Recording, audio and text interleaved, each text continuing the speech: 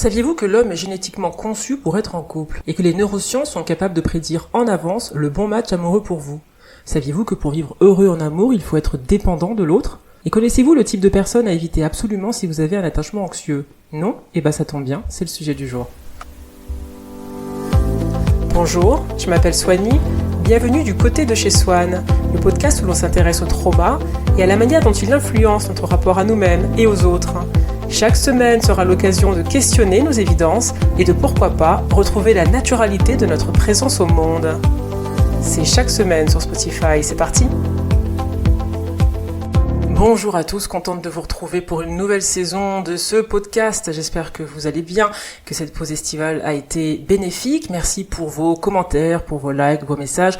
Je m'appelle Swanny Kanga, on est parti pour une saison 3, épisode 1. Et pour cette reprise, j'ai envie de partager avec vous une lecture édifiante de l'été sur la science de l'attachement. Ce livre nous vient encore d'outre-Atlantique. Je dois avoir une fascination pour les travaux des psychiatres américains, ou alors je déroule le fil et à force, je suis dans cet écosystème-là. Toujours est-il que cet épisode aura pour fil rouge les travaux du psychiatre et neuroscientifique Amir Levine et de sa collègue thérapeute familiale Rachel Heller. Ils ont écrit à quatre mains Attached, dédié aux avancées scientifiques sur l'attachement amoureux. Leur ambition, nous aider à trouver et à garder l'amour. Rien que ça, vous allez voir, c'est fascinant. Alors oui, on a déjà parlé de l'attachement amoureux ici, mais jamais sous ce prisme. Autant j'ai trouvé le livre du dernier épisode de la saison 2 sur l'obsession amoureuse absolument efficace, autant ces travaux vont encore plus loin, repoussent le curseur et jettent une clarté comme je n'en ai que rarement vu sur ces sujets-là. Et en plus, j'adore quand la science se mêle de tout cela et débusque pour nous certains mythes qui ont la peau dure, que la science puisse expliquer pourquoi certaines relations sont vouées à l'échec, pourquoi certains appareillages ne fonctionnent pas, et puis surtout, par quels moyens on peut parvenir à l'épanouissement sentimental. Je sais pas pour vous, moi je trouve ça assez inédit, donc c'est parti. La première question qu'on pourrait se poser en propos liminaire, c'est d'où nous vient ce besoin de relation amoureuse? Est-ce qu'il est inné ou acquis?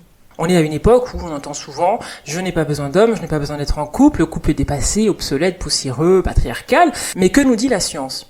Ce que le livre souligne, c'est que notre rapport au lien amoureux découle tout aussi bien de notre enfance que de nos ancêtres, de nos gènes, de notre évolution humaine et de la manière dont les Homo sapiens créaient, développaient et maintenaient des liens interpersonnels pour survivre à leurs conditions. Donc génétiquement, nous sommes toujours programmés pour être en relation. Personne ne déroge à la règle. Le besoin d'être en couple est donc inné et on va y revenir plus profondément. À l'intérieur de cet écosystème, il y a la théorie de l'attachement qui va étudier la manière dont on se lie aux autres, manière qui peut être sécure si vos parents étaient sensibles à vos besoins, disponibles, à l'écoute, qui peut être anxieuse si leur degré d'implication fluctuait, ou qui peut être carrément évitante s'ils étaient indifférents, froids et distants. Donc on retient deux choses. D'abord, le besoin de relations amoureuses et génétiques. Deux, la façon dont ce besoin va s'exprimer va dépendre des conditions affectives de notre enfance, mais est également lié à la génétique, puisque les trois types d'attachement que sont le sécure, l'insécure et l'évitant découlent également de l'évolution humaine. Donc oui, nous ne sommes plus à l'âge des cavernes, et vous pourriez me dire, mais qu'est-ce que tout cela vient faire là-dedans? Eh bien, souvenez-vous de vos cours d'histoire, la préhistoire, c'est 3 millions d'années. C'est la plus longue période de l'histoire de l'humanité. Et ça s'achève avec l'apparition de l'écriture, il y a 5000 ans encore Mésopotamie, moins 3000 ans avant notre ère. Donc c'est peanuts, à peine une fraction de seconde, seuls 5000 ans nous séparent de cette période. Donc vous mettez sur une balance 3 millions d'années et 5000 ans, et vous comprenez que le cerveau de l'Homo sapiens, de l'homme des cavernes, de l'homme de la préhistoire, n'a pas pu bouger de manière significative et que nous en sommes toujours tributaires. On a un cerveau qui est conçu pour répondre à des problématiques qui étaient les leurs. Et c'est la raison pour laquelle, lorsqu'on est dans l'eau et qu'il y a quelque chose qui bouge, avant même de savoir ce que ça pourrait être, on détale à toute vitesse. Ça, c'était des réflexes qui ont été acquis dans l'évolution. Les choix rapides ont été faits entre savoir ce que c'était réellement ou survivre. Et vous voyez que ces réflexes sont toujours les nôtres aujourd'hui, ce qui vient indiquer que l'on n'a pas vraiment bougé. Et donc, Levine et Heller nous disent que rien n'a réellement changé en termes de comportement, en termes de relation avec les autres. On a toujours ce cerveau. Et ensuite, l'attachement de l'enfance, qui est une autre strate qui vient se superposer à la génétique, est également une manière qui va influencer notre façon d'aimer. Et si vous avez écouté le premier épisode de la saison 1, vous vous rappelez du behaviorisme au milieu du XXe siècle, selon lequel il fallait laisser les enfants pleurer, ne pas céder à leurs caprices, et comment ces erreurs, finalement, ont entraîné des taux d'adrénaline et de cortisol inédits dans le corps de ces enfants qui développaient plus tard des types d'attachement insécures. Et donc, ce sont tous ces troubles de l'attachement en chaîne qui sont venus de ce courant, la peur de l'abandon, qui a ensuite donné lieu à la théorie de l'attachement. Donc je veux quand même remettre les choses dans leur contexte. Le behaviorisme, on est dans les années 20. Donc l'idée, c'est de dire aux mères, ne soyez pas trop gaga avec vos enfants, parce qu'on est quand même dans l'entre-deux-guerres. On a la volonté à l'époque de structurer des adultes forts, autonomes, qui sont capables de se débrouiller tout seuls, et on craint que cette douceur, cette fusion parentale dans un climat global de guerre ne ramollisse ces enfants et ne les rende inaptes à ce monde-là. Et John Watson, donc ce psychologue qui est devenu le père du behaviorisme, a fait foi dans ce contexte-là avec ses travaux, parce que l'heure était plus au virilisme qu'à autre chose, aux valeurs guerrières. Et donc il a fallu attendre les années 60, c'est-à-dire plusieurs décennies plus tard, pour que des travaux puissent venir contrebalancer cette doxa-là. Et donc les travaux, on les doit à Mary Ainsworth et à John Bowlby, qui vont remettre le curseur sur l'importance du lien parent-enfant que les psychologues donc avaient appris à négliger. Et donc ces psychologues pensaient que l'attachement de l'enfant à sa mère était du simple fait qu'elle lui apportait à manger. Et les travaux de Bowlby et Ainsworth ont montré que même les enfants qui avaient accès à la nourriture, à la sécurité, mais qui n'avaient pas d'amour parental, qui n'avaient pas de parents, qui étaient orphelins, ne parvenaient pas à se développer normalement. Donc on entend encore d'ailleurs des parents qui vont dire « Eh ben écoute, tu n'as pas tant souffert que ça, tu avais à manger, tu n'as manqué de rien », et qui souscrivent sans le savoir à ces errances de la psychologie du milieu du XXe siècle dans un contexte d'entre-deux-guerres. Et donc tous ces postulats de Watson ont ensuite été invalidés et par la théorie de l'attachement et par les travaux des neuroscientifiques. Et donc, ceux qui bénéficient, à contrario d'un parent sûr, sécure, ont plus de chances, statistiquement, d'accumuler des réussites sociales et économiques, de s'insérer dans des relations épanouissantes. Donc, vous voyez que l'enjeu, il est global. Autre chose qui a attrait à l'évolution, c'est qu'on doit notre survie à notre caractère hétéroclite. Nous sommes extrêmement variés. Et cette variété nous a permis de répondre à des conditions terrestres extrêmement différentes. Et on le voit également avec les types d'attachement, cette hétérogénéité, qui a augmenté les chances de tel ou tel groupe de survivre dans tel ou tel contexte. Si on était tous pareils, on aurait probablement disparu. Pour l'attachement, c'est exactement ce qui s'est passé. Si on avait tous eu un attachement sécure, on n'aurait pas survécu à des temps d'une extrême volatilité où il a fallu survivre sans avoir accès à cette sécurité autour de l'amour. Oui, nous avons comme base commune un besoin de lien étroit, d'amour et de relation. Cependant, dans un environnement à haut risque, tout miser sur une seule personne n'aurait pas pris en compte le fait que cette personne puisse être amenée à décéder et à nous laisser exposer, pouvoir perdre l'être cher, donc était risqué, c'est la mort qui pouvait s'en suivre, et donc l'attachement anxieux ne vient pas de nulle part, il fait suite à cette incertitude sociale, et il a également fait sens historiquement d'être moins attaché, prêt à passer à autre chose rapidement, et donc de développer un attachement évitant. Et lorsque tous les indicateurs sont au vert, c'est plutôt l'attachement sécure qui va avoir du sens et qui permet aux personnes d'être en adéquation avec le contexte.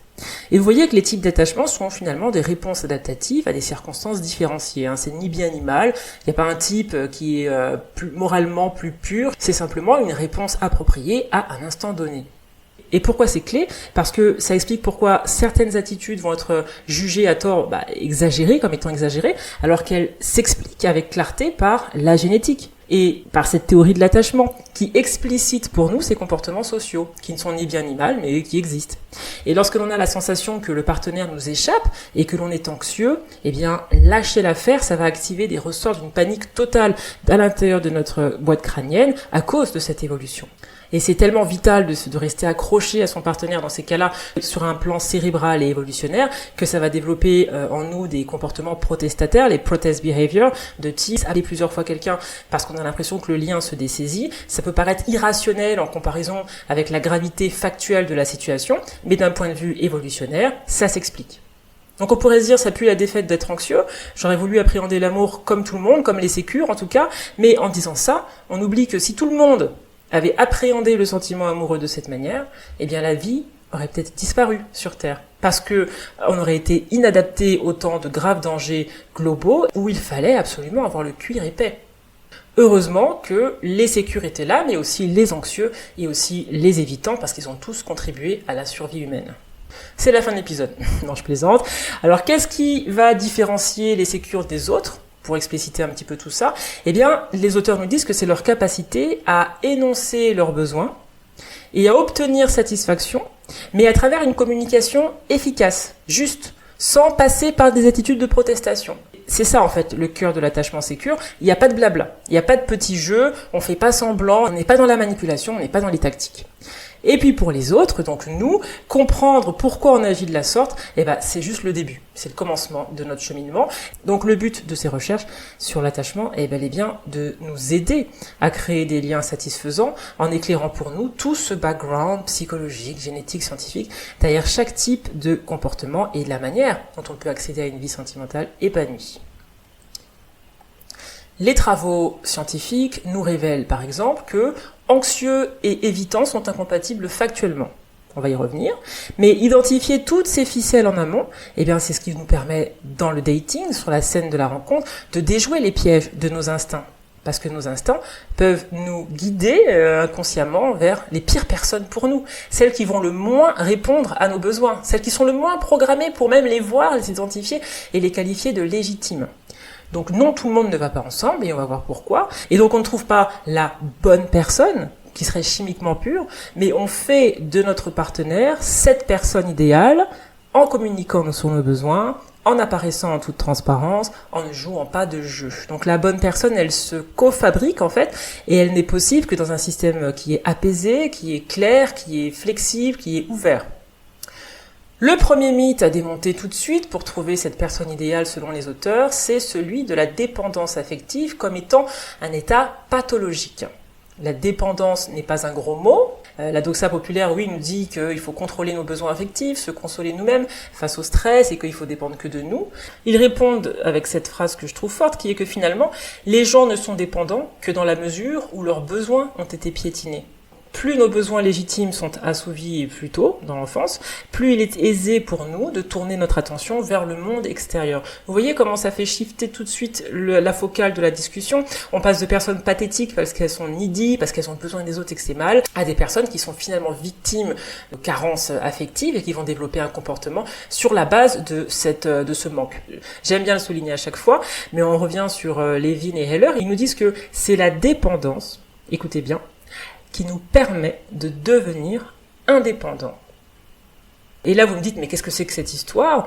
Parce que ça va un petit peu à l'opposé de tout ce qu'on a toujours appris. La société nous a appris le culte de l'indépendance. Elle déteste les personnes qui apparaissent comme fragiles, needy, dépendantes, les non autonomes, quoi. Ceux qui ont besoin des autres, les vieux jeux, ceux qui sont pas superwoman, ceux qui disent j'ai besoin d'un homme, j'ai besoin d'une femme. Et on a accepté ce postulat comme vrai, à force de l'avoir entendu, qu'il ne faut pas avoir besoin des autres.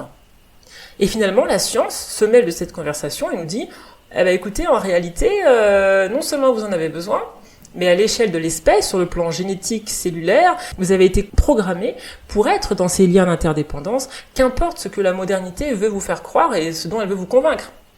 C'est clé, c'est fondamental, c'est radical, parce que imaginez la culpabilité que ressent une personne qui ne parvient pas à avoir un emploi stable, des relations équilibrées, qui est toujours un petit peu en galère, la société la juge, la stigmatise, la pointe du doigt, et la science dit mais en fait ça n'a rien à voir.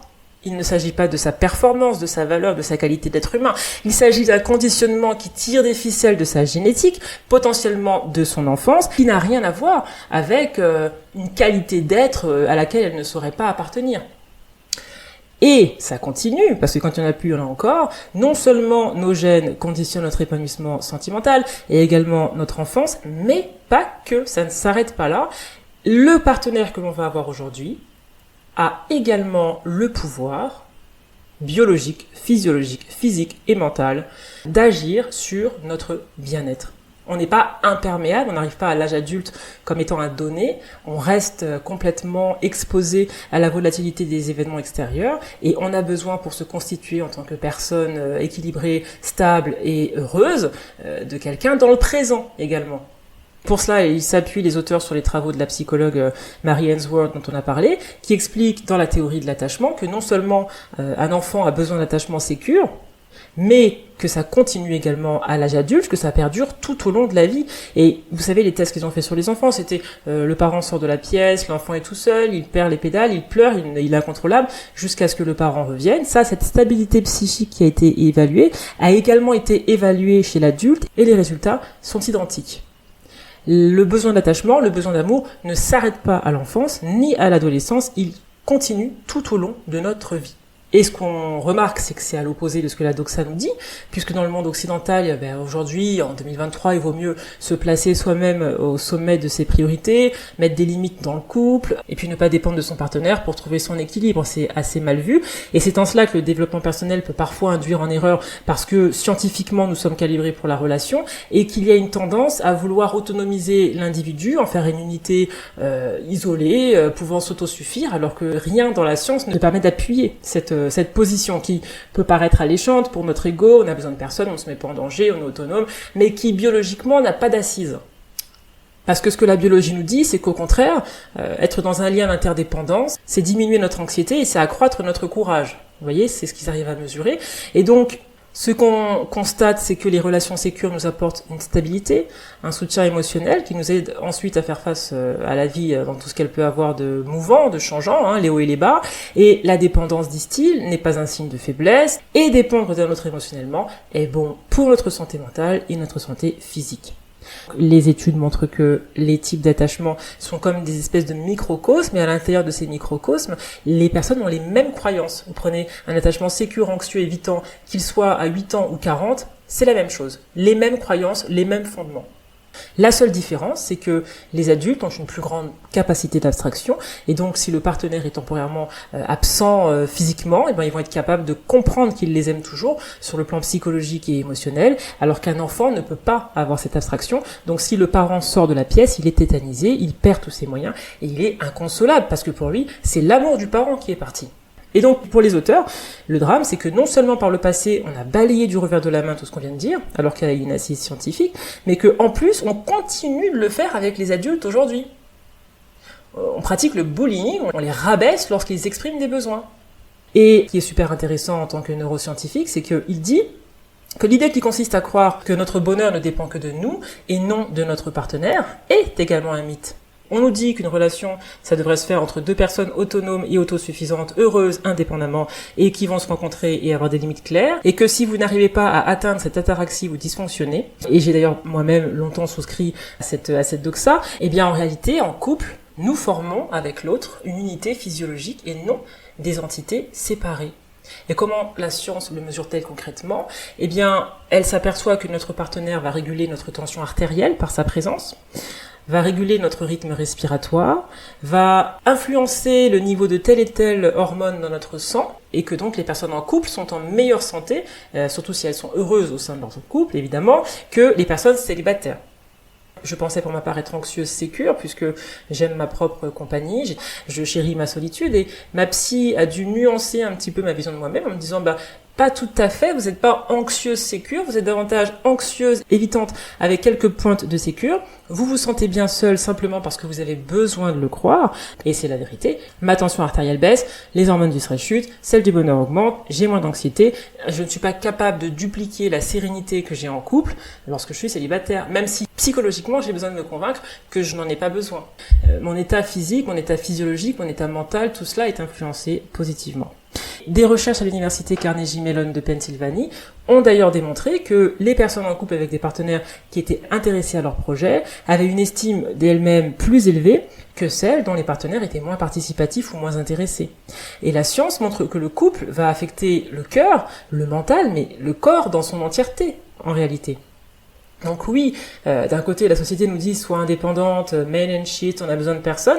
De l'autre, la science nous prouve que la proximité physique de notre partenaire a un impact général sur notre santé mentale et physique. Et on le voit lorsque l'on est heureux en couple, cet effet cocooning, la vigilance qui baisse, la détente, on est dans une bulle un peu hors du temps. Ils ont fait des recherches à l'université de Toronto également, qui révélaient que les participants avaient une tension artérielle élevée lorsque leur partenaire n'était pas là, et ensuite basse à leur retour. Et plus intéressant, Les personnes malheureuses dans leur couple, c'était l'inverse. Leur tension artérielle était élevée lorsque leur partenaire était présent et vice-versa. Donc, on est fait pour le couple, mais pas le couple juste pour le couple. On est fait pour le couple pour la sécurité, pour l'amour. Et donc, si le couple n'en procure pas, on revient quand même à un état de stress et d'anxiété. C'est pas simplement avoir quelqu'un, mais avoir quelqu'un qui connaît mes besoins, les identifie, y répond, et par sa proximité, son amour et la sérénité qu'il me procure, me met dans un état de bien-être généralisé. Et la question que pose Levin, c'est comment on pourrait maintenir une distanciation à l'intérieur d'un couple lorsque notre biologie est à ce point influencée par la présence de l'autre. L'imagerie cérébrale, qui est utilisée par donc le précurseur de la théorie de l'attachement de John Bowlby, montre que tout ce que je suis en train de vous dire est en plus complètement inconscient. Cet appareillage, ce calibrage l'un sur l'autre se fait à votre insu, vous vous rendez pas compte que l'autre est en train d'influencer votre biologie. Et à travers l'évolution, pourquoi cela a eu lieu? Simplement parce que les couples qui avaient les mêmes émotions, elle est triste, je suis triste, elle va mal, je vais mal, avaient de meilleures chances de survie. Donc le calcul, c'était « il fait partie de ma vie, je vais tout faire pour le sauver, le protéger, puisque in fine, cela va nous profiter à tous les deux sur un plan de survie. » Donc ces forces qui nous échappent, eh bien les anxieux et les sécures les embrassent, et les évitants les suppriment. Et cette dépendance peut surprendre, on se dirait mais qu'est-ce que ça veut dire concrètement? Est-ce que dans le couple je m'abandonne? Est-ce que je n'ai plus d'amis, de famille, de carrière, d'ambition? Et les auteurs nous disent que c'est tout l'inverse. Parce que la présence de quelqu'un de spécial à nos côtés est justement ce qui nous donne la velléité, l'élan, le courage, la force de nous lancer dans nos projets individuels. Ils ne disparaissent pas, ils sont renforcés, ils sont galvanisés, ils sont confortés par la présence de l'autre. Donc, on se comporte de manière plus indépendante lorsque l'on a des gens sur qui compter. C'est ce paradoxe qui est extraordinaire. En gros, si vous voulez trouver la voie de l'indépendance et du bonheur, nous disent les auteurs, eh bien, trouvez la bonne personne dont dépendre et prenez ce chemin avec elle. Tout comme les enfants qui ont besoin de l'assurance que leurs parents sont à leur côté, en tant qu'adultes, pour être hautement fonctionnels au boulot, dans nos hobbies, dans la vie en général, on continue d'avoir besoin de la même certitude. Et sans cela, eh bien, on trouve plus difficile d'être concentré, d'être engagé dans la vie. Et donc, c'est le fait d'avoir un partenaire safe, secure, qui est là pour nous dans les temps difficiles, qui nous permet d'accorder notre attention à d'autres aspects de notre vie et d'être plus épanouis de manière générale. Et là-dessus, Levin et Heller sont catégoriques. Notre évolution nous pousse à sélectionner quelques personnes et à en être proche. C'est un besoin qui s'enclenche in utero et qui ne s'arrête qu'à la mort. Comment trouver la bonne personne dont dépendre? C'est une question d'autant plus pertinente une fois qu'on a posé tout ça, parce que notre cerveau donne à notre partenaire le rôle d'être notre source de sécurité. Donc nous sommes programmés pour rechercher sa disponibilité émotionnelle, et lorsque notre partenaire ne répond pas à nos besoins, on est dans une tension physiologique qui est mesurée dans notre sang. L'autre affecte considérablement la manière avec laquelle on part à la conquête du monde, comment on se sent, comment on a confiance en soi, et donc comment trouver la bonne personne dont dépendre. Naturellement, il faut d'abord identifier votre type d'attachement. Que nous dit la science sur la répartition des différents types? Elle nous dit que 50% de la population a un attachement sécure, 20% anxieux, 25% évitant et 5% un mélange anxieux-évitant. Rapidement, le sécure, il est chaleureux, il est aimant, il n'a pas de problème avec l'intimité, il arrive à anticiper les besoins de son partenaire, il exprime les siens, il est flexible dans ce qui est des relations. Et puis avec lui, la proximité va induire plus de proximité. Il va pouvoir vous présenter rapidement à ses proches, contre toute attente. On pourrait penser qu'il ne le ferait pas, mais c'est l'inverse, parce que et c'est ce que le livre m'a appris, s'il est en sécurité avec vous, s'il n'a pas de raison de se sentir inconfortable, il va naturellement, sans faire de jeu, sans faire de chichi, vous présenter à son entourage parce qu'il n'y a pas de raison de ne pas le faire. Alors qu'un anxieux va peut-être jouer au jeu de « mais si je le fais, est-ce que je passe pour ceci ?» Et donc là on a perdu la naturalité du rapport à l'autre et on est dans une posture, ce qui vient de son anxiété. L'anxieux aime la proximité et l'intimité, mais n'arrive pas à être en relation sans que cela ne fasse sonner un petit peu toutes ses alarmes, et puis sans que cela n'absorbe surtout toute son énergie. Il craint que l'autre ne désire pas vraiment être aussi proche que lui en a besoin, il est sensible à ses sautes d'humeur, il hésite à dire ce qu'il pense vraiment pour ne pas être désagréable, il n'est pas heureux en dehors de la relation, il a peur d'être rejeté, il est extrêmement sensible à tous les signaux de rejet, et il va laisser le partenaire donner le ton de la relation, tout en ayant peur que le moindre petit détail puisse ruiner tout l'ensemble. Donc il faut travailler dur pour la relation, nier ses désirs pour ne pas devenir lourd, etc. Pour ce qui est de l'évitant, il se soucie pas autant de ça, de la relation, il n'est pas vraiment sensible au rejet. Lui, ce qu'il veut, c'est l'indépendance, l'autonomie. L'évitant a besoin de garder les autres à distance, donc il envoie des signaux contradictoires. Il a des techniques de désactivation de son système affectif. Il va trouver des défauts vraiment dérisoires, hein. La manière dont vous mâchez, dont vous parlez, c'est une manière pour lui de vous désaimer à souhait, à l'envie, parce que vous aimez le mettrait en danger. Il doit se protéger de l'idée d'être dans la fusion avec vous. Et donc, c'est des personnes extrêmement critiques, qui sont dures à satisfaire parce qu'ils ont besoin de vous garder à distance à travers leur processus de désactivation. En gros, les anxieux pensent être célibataires parce que quelque chose cloche en eux, et les évitants parce qu'ils n'ont pas encore rencontré la bonne personne. Ça, c'est des catégories qui sont plastiques, on peut passer d'un type à l'autre au fil des années sans s'en rendre compte, hein, c'est pas figé dans le marbre, mais c'est des grandes indications. Et vous l'aurez bien compris, les recherches concluent que le type d'attachement sécure est le plus recommandé pour avoir des relations satisfaisantes. Les anxieux évitants, en revanche, donc, sont ceux que la science estime les moins compatibles, hein, à cause de leur réponse instinctive opposée. L'un cherche l'intimité et l'autre la fuit. Pourtant, la science montre aussi qu'ils ont tendance à s'attirer plus que les autres pour renforcer inconsciemment les croyances initiales qu'ils ont de la relation. D'un côté, l'amour m'échappe, de l'autre, l'amour m'étouffe. Ils vont se fréquenter pour conforter dans leurs croyances. Et ce que ces études et descriptifs nous révèlent également, c'est que la manière de communiquer ses besoins, dans n'importe quelle relation, est le nerf de la guerre. La plupart du temps, on évite, quand on rencontre quelqu'un, les sujets à risque. On ne veut pas paraître needy, dépendant, louche. Et ce que Amir Levine et Heller nous disent, c'est que c'est justement ça, ne pas dire ce qui compte, atténuer nos véritables besoins, paraître équilibré, ne pas avoir l'air dépendant, ça, cette stratégie qui est à l'origine de tous les maux. Parce que si vous voulez être heureux, il faut que la personne réponde à vos besoins, mais si vous ne lui communiquez pas vos besoins, c'est techniquement impossible. Et plutôt donc que de se montrer acceptable dans la norme safe, il faut faire l'inverse, il faut se montrer tel que l'on est vraiment, même lorsque l'on est dépendant. Il ne faut pas le cacher. Donc quand la société nous dit mentez, tous les livres de dev personnel nous disent, même les articles, il faut se montrer mystérieux, ne pas en faire trop, attendre telle minute avant de texter, être difficile à atteindre. Ce que la science révèle, c'est que ces stratégies vous mettent vos pouces dans les bras des personnes les plus incompatibles avec vous, parce qu'il n'y a pas de bons besoins, de mauvais besoins, de besoins modèles, de taux de besoins acceptables. Il y a simplement des besoins, des personnes qui peuvent y répondre et d'autres. Et le drame, c'est que ne pas avoir de besoin nous attire vers les évitants, surtout en tant qu'anxieux. Et pourquoi c'est triste ? Parce que selon la science, c'est ceux qui doivent être évités à tout prix. Alors là, je vois les questions qui peuvent émerger. Est-ce que ça veut dire qu'il faut être honnête complètement, dire que j'ai besoin d'affection, de proximité, d'attention ? Et la réponse du docteur, c'est oui. Et là, vous me dites, mais il va partir si je le fais. Et il vous répond, en fait, il le faut. Il faut que ceux qui vous font marcher sur les œufs, vous estiment too much, ne soient pas retenus. Plutôt que de tenter de gommer vos aspérités pour les garder, il faut renforcer vos aspérités pour les perdre. Si vous les gagnez, les gens, vous perdez vous. Et si vous les perdez, c'est bon signe.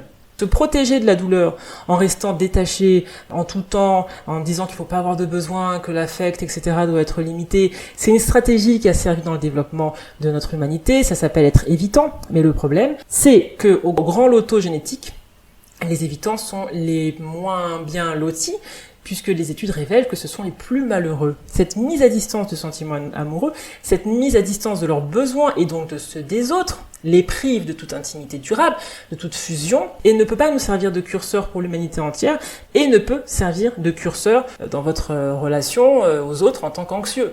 Et leurs besoins même bafoués ne correspondent pas à votre modus operandi. Et là vous me direz, les pauvres évitants, qu'est-ce qu'ils vont faire ? Ils ont qu'à peut-être se rencontrer entre eux. Sauf que paradoxalement, là encore, ça ne fonctionne pas, nous dit la science, puisque ils ont un rapport de faible intensité, il n'y a pas de glu pour les coller, puisqu'ils sont tous les deux suspendus, ils limitent leur épanchement, et donc ça ne fonctionne pas non plus. Mais pour en revenir aux anxieux, mentir, c'est un peu comme se sentir un peu coupable, fautif. Et ce que ces études nous révèlent, c'est que on ne peut ni contrôler nos antécédents génétiques, ni notre éducation. Les sécures sont sécures grâce à ce loto génétique et familial, mais ils n'ont rien fait de spécial pour le devenir, ils en ont hérité. Ils ne sont donc pas parfaits, ils sont pas irréprochables et angéliques, simplement, dans leur façon de s'attacher aux autres, il y a davantage d'aisance, ils sont mieux dans leur peau.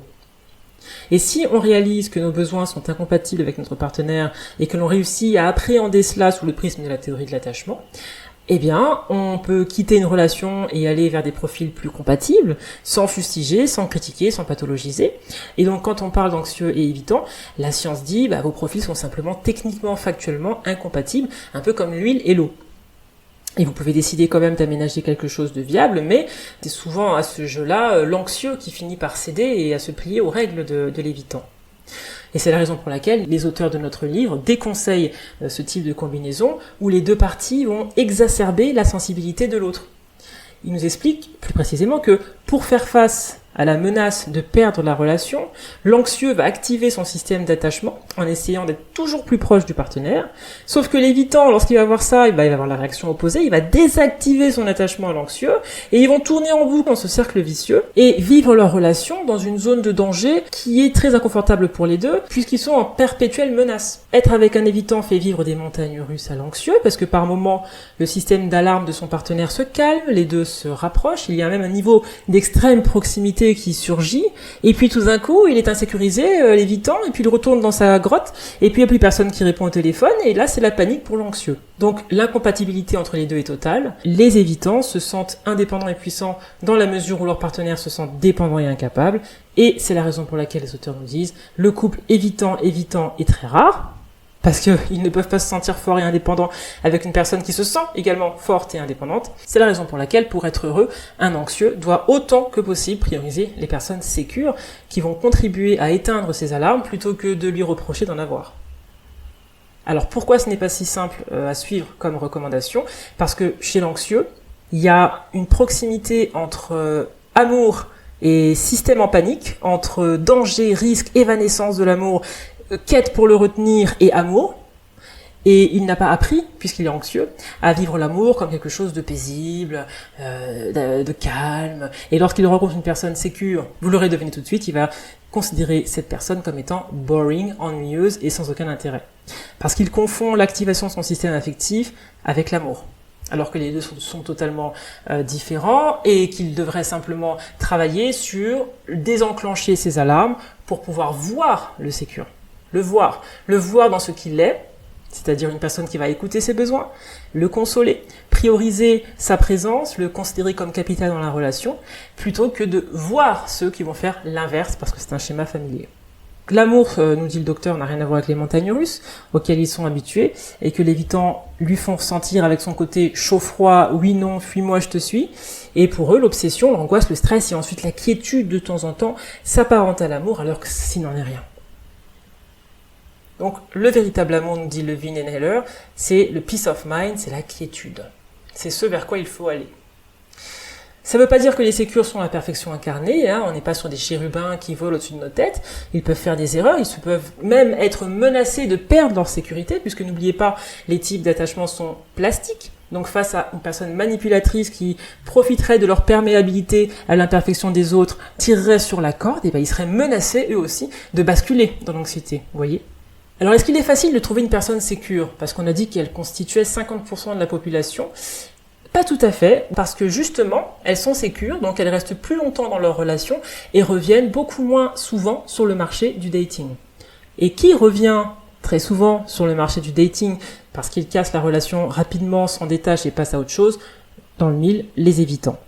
Donc la probabilité de rencontrer un évitant est extrêmement élevée, et même s'il ne constitue que 25% de la population, d'abord, 1, ils ne se fréquentent pas sentimentalement entre eux, 2, ils ne fréquentent pas non plus les sécures, parce que les sécures expriment leurs attentes, ne jouent pas au jeu, ne prétendent pas ne pas avoir de besoin, et donc 3, qui reste de disponible pour eux et qui va conforter leur schéma, les anxieux.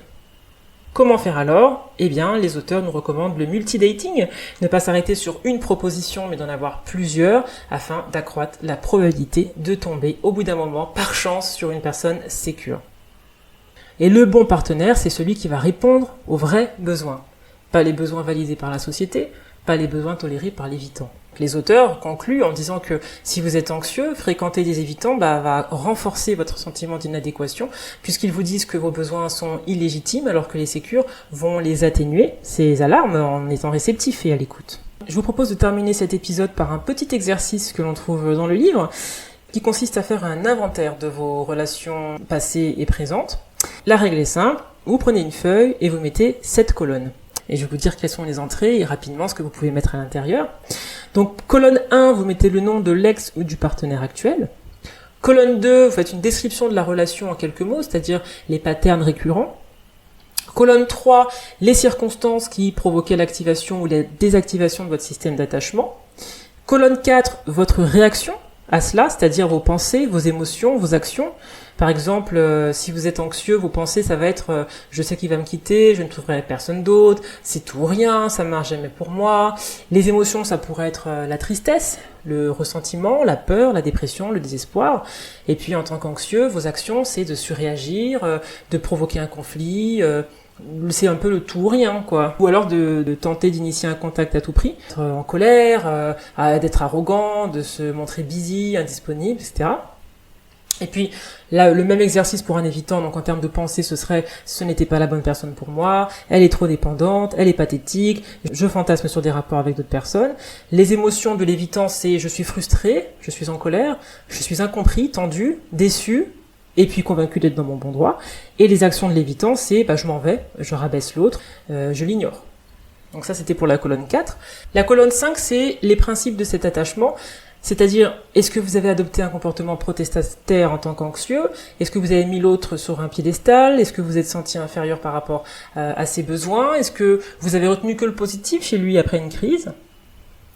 Est-ce que vous avez confondu activation de votre système d'attachement et amour? Et puis chez l'évitant, les principes de cet attachement, ça va être la stratégie de désactivation, confondre autonomie et indépendance, chercher à se sentir supérieur en rabaissant l'autre, ou ne voir que le négatif après un conflit et puis réprimer ses émotions. Donc ça c'est la colonne 5. Et puis la colonne 6, c'est comment succomber à ces tendances vous a desservi. Dernière colonne, identifier un modèle de sécurité à adopter, qu'il s'agisse d'un ancien partenaire, d'un proche, d'un ami. Et par exemple, donc, c'est quoi ce modèle de sécurité à la place de ce qui s'est passé pour vous?